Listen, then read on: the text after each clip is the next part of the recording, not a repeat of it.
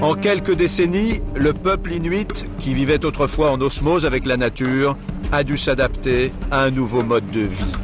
Les Inuits ont remplacé les traîneaux à chiens par les motoneiges et les igloos ont été délaissés au profit de maisons au confort moderne.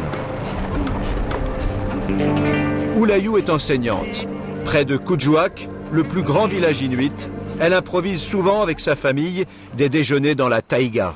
C'est une tradition qui reste très importante. Mais le climat et le paysage ne sont plus comme avant.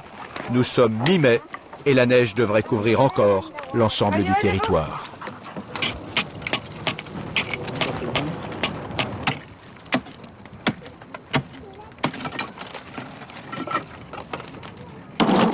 When the ice is melting, quand la neige commence à fondre, nos anciens apprécient cette glace parce qu'elle est fraîche.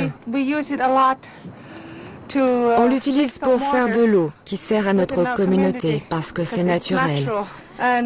Mais si le climat continue de changer, je ne sais pas si on aura encore de la glace comme ça. Elle risque de disparaître.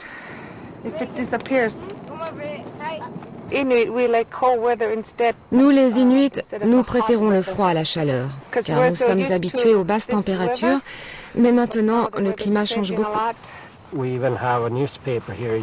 Même le journal en parle. Et ils disent que la température normale en cette saison est de -7 degrés.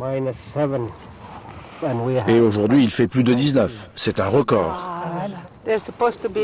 La glace devrait être couverte de neige en ce moment.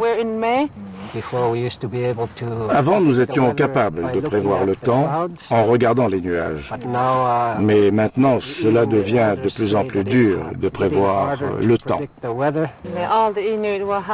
Tous les Inuits doivent prendre conscience de ces changements. Ça nous inquiète.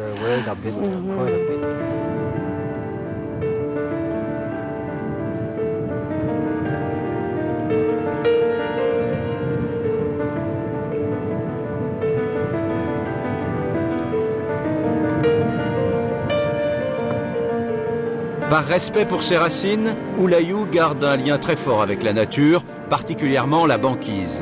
Plus que quelques jours pour y voyager avant que celle-ci ne fonde, et pour rien au monde, Ulayu ne raterait cette occasion. C'est pour elle un besoin qui l'amène à regagner dès qu'elle le peut son village natal, Kanjig Sujoak.